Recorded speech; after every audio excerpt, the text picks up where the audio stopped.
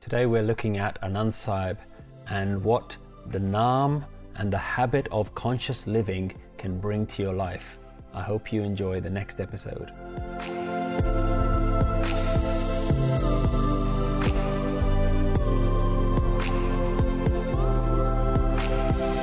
In the fourth verse of Anand Sahib, the Guru starts by saying, "The true name is my foundation. The true name is my foundation, which dispels all hunger. It brings serenity, embeds peace in the mind, and fulfills all yearnings. I always sacrifice to the Guru, whose greatness this is. Says Nanak, listen saints, enshrine love for the word. The true name is my foundation." So Naam is a conscious way of living, is the awakened mindset. It's also a word, because the word means, Naam means name.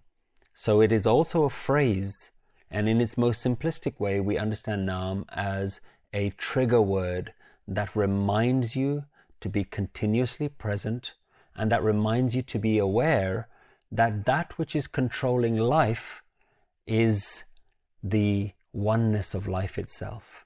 Life has its own flow. Life has its own way of doing things, and we need to be in alignment with that. We need to stop resisting and trying to make life do more than what it's already going to do. We need to praise and be in joy of what is going on in every moment, not always trying to change the moment. So it is about changing our mindset. And you use Naam as a word, as a way to instruct your mind to remain aware on the oneness of life itself. Remember in verse 2 it said, "E man meria, tu sada raho har naale." O my mind, always stay with this Hari, with this flowering, blossoming, ever-flowing, ever-changing universal force. Always stay with that.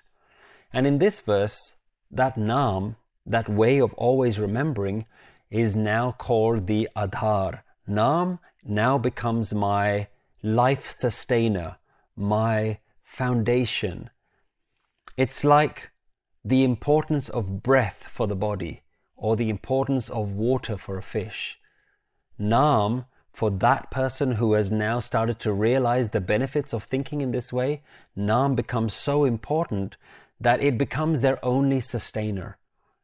When you realize that all other things that you thought were going to give you happiness never brought you any happiness, and really happiness was always in your own home, happiness was always there, you just needed to learn how to look at it, how to find it, how to connect with it, then that happiness becomes the only thing that you live by and you live for, because you've realized what you've been missing all along. You realize that that has been something that you've been looking for, but you always looked outwards. So when you start to live in this way, this becomes the thing that sustains you. And so it becomes your new identity. We always identified with other things. We identify with the body, we identify with our lives and all the circumstances, and we think, if I just keep this stuff or I get more of it, that's the stuff that's going to bring me happiness. But when you find happiness within, then you identify that that's who I really am. I am someone who is happy from within, regardless of what's happening on the outside. All other hungers are removed from the mind.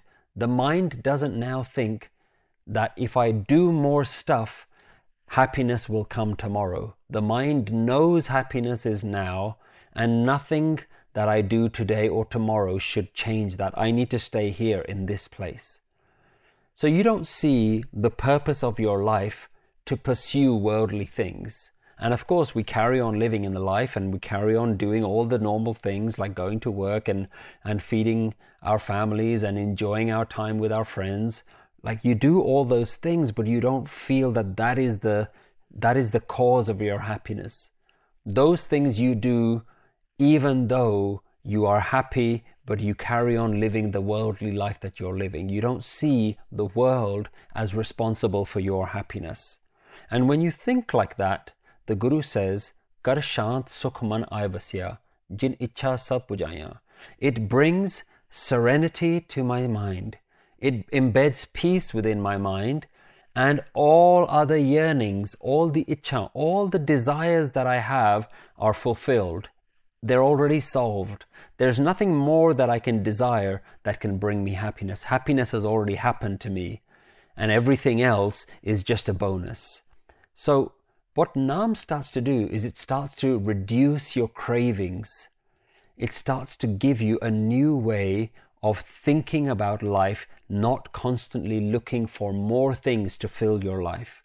It interrupts that old way of thinking, that habit, the habitual pattern of always looking outwards for more happiness. Naam is the word, the trigger that interrupts that way of thinking. So we no longer need to rely on other things. And the habit of moving in the future or longing for better days gone by. Naam is saying, Kya nahi karte rahe? We said this in the last verse. What is not there in this moment? Look at how much abundance there is in this moment now. When it becomes your Aadhar, what the Guru is saying is this can become your default state. This can be what most of your life is like. Think about that for a moment. Think about how much you think life is blissful. How much of your life is blissful? You might have small moments of bliss, but 24 hours a day, most of us are not in bliss. And the Guru is saying, I've found something which is giving me moment to moment bliss. Every moment I'm in bliss. It becomes my default state. I'm not in this craving cycle at every moment. From morning to evening, I'm in tranquility. Kar shant sukh. I've got stillness and I've got peace. I've got tranquility and I've got joy in my life. So this is the default state when you make Naam your habit. You pause hungry thoughts. You put a stop to them. And you don't make your life always about satisfying the next desire, the next craving, or looking for the next pleasure to bring you happiness. Now, this exercise can't be something that you do intellectually. This has to be something that you experience. It has to be something that you actually bring into your day-to-day experience. Because as an intellectual exercise, this won't last. If you understand it, but you don't practice it, it isn't going to last. You're not going to experience that day-to-day, moment-to-moment. So this is why it becomes a practice. Naam becomes a habit. And remember, you're already in a habit. You're already in a habit of looking for more pleasure at every moment. So the Guru is saying, look for the pleasure that's already there in this moment. Make that your happiness. Make that your habit.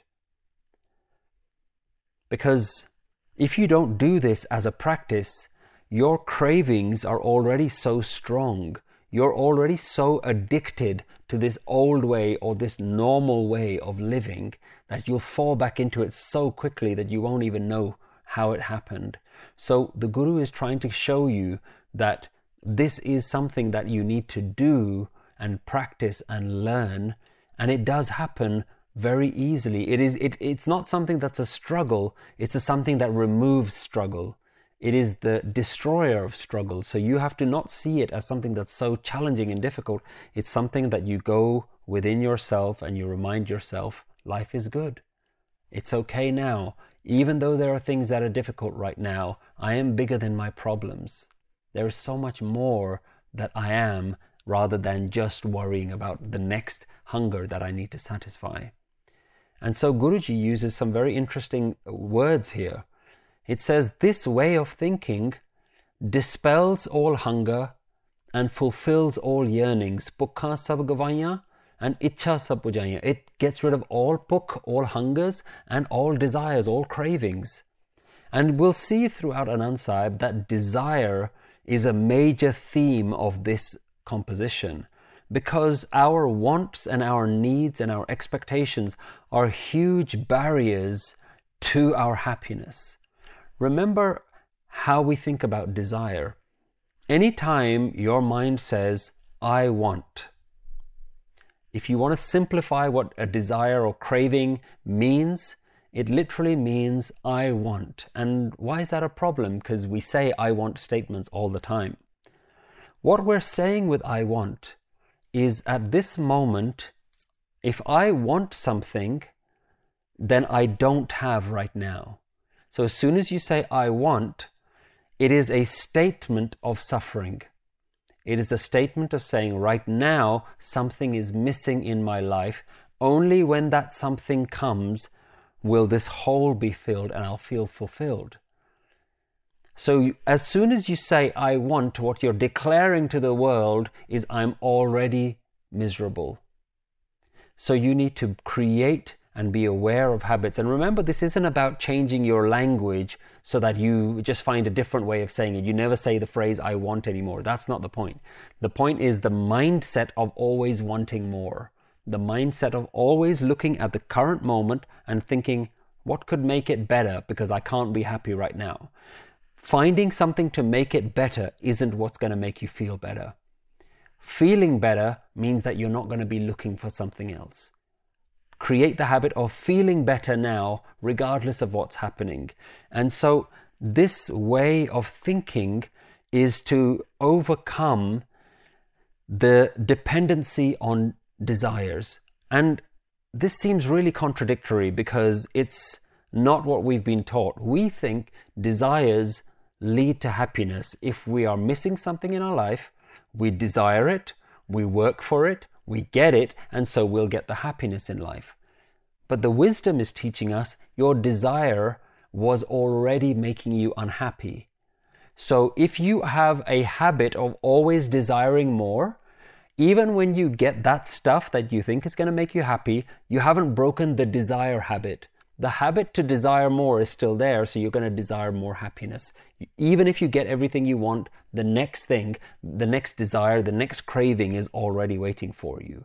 So understanding the relationship between desires and suffering is so important, and the Guru is going to remind us all throughout Anand Sahib what this relationship is. And how do we break that cycle? Naam, a mantra, a word, a phrase, and a way of bringing ourselves out of our mind and reminding ourselves that in this moment life is full. Life is complete. I know happiness in this moment. And when we create that as our habit, that becomes our foundation. That is how we operate on a day-to-day basis. That is our default status. And so that becomes the baseline, the new frame of mind from which we think. And we can learn to be in that state, a state where we reduce desires, we're not bound by them. We're not always looking for more in order to feel better. Tranquility and stillness is there now, not by fulfilling it and adding more to your life. And then the Guru uses this beautiful poetry that says, Sada Kurban Kita Guru Vittoho Jistiyan Eh Vadiyaiyan. I forever sacrifice to that wisdom, to that Guru, that deliverer, that enlightener, whose greatness this is. That stillness that you feel, you realize that life has been so misguided for such a long time. For such a long time, I've not understood what my life could be like. And the Guru has created a new conscious version of me, where I'm actively aware of my thoughts, where I realize that my goal is not to fulfill goals. That's not my goal in life. My goal is to be present. And so the Guru allows me to reach this neutral state of bliss. I am neutral to all circumstances. I am at one and at peace with everything that can happen and does happen. All situations in life, I am already at peace with them, regardless of what happens. So this constant tranquility, this sahaj, is what you experience. And this is so different to what we're looking for. We're always looking for happiness or excitement. We're never in a state of bliss and peace. And the Guru is saying, this is available to you. Now, most of us would really have to ask a question in our life, is this truly possible? And the Guru is saying, yes, it is possible. All the spiritual masters in the world are people who experience this. Anyone who experiences this will tell you, yes, it's possible. So this is how you need to judge your life. This is how you need to assess what is going on in your life right now. Am I in my stillness? Am I in my bliss? Or am I in my worries and concerns? And you'll realize more often than not, you're in your worries and concerns, and it's so easy to just fall into that trap that you have to really work hard. And this is where the Guru is giving you the tools. Use a mantra, use Naam, use a reminder or a trigger word to say, I am in my bliss. My bliss is available to me right now, regardless of the circumstances. And once you realize this wisdom, you experience this extreme emotion of reverence, this extreme humility towards the wisdom. Because you realize, I couldn't have done this on my own. I wasn't capable of doing this. If I was left to my own devices, I was causing so much suffering and pain, and that was just getting worse. Over time, it was getting worse. And when the Guru came and delivered this wisdom, the amount of reverence you feel, the Guru says, Sada Kurban Kita Guru Vittoho. Remember, the Guru is saying, I bow to the Guru. The Guru here we mean as Guru Amar Das Ji, the person who's written this Bani. But the Bani itself, the wisdom itself, is greater than him. He's saying, I bow down to this wisdom. I bow down to the truth that has been waiting for me. The truth that's always been there, but I didn't know how to access it. So I bow down to this wisdom that is the provider of so much bliss and joy. Keh Nanak suno santaho, shabad taro pyaro. Nanak says, listen saints, enshrine love for the word. The Guru now says, you, a seeker of this, are a saint. The saint is the one who spends his life in pursuit of this way of thinking, who keeps his mind in this way. The ones who've created Naam as their foundation, they are the saints. And he says, listen, O saints, keep this Shabad, keep this wisdom, keep this love in your mind. Keep this joy, this tranquility. Don't let it shake. So the Guruji is encouraging you to have reverence, encouraging you to continue to surrender your mind, continue to surrender your ideas of control, and remember how great this is to have this gratefulness that you need to feel in your life. So he's saying, adopt a love for this wisdom, for this word, this message. Have so much love for this message, because this message is truly the deliverer of all joy and peace. And remembering that oneness through this name, Sacha Naam Mera Adharo, that true name, that ultimate true wisdom, that true way of thinking, the way that I knew was possible, I found within myself, that has become my life support. So here are some questions for you to think about, write down the answers, or discuss them in a group. How can you detach your internal feelings from external circumstances? What wisdom word, mantra, or Naam helps you to interrupt a habit of constant cravings?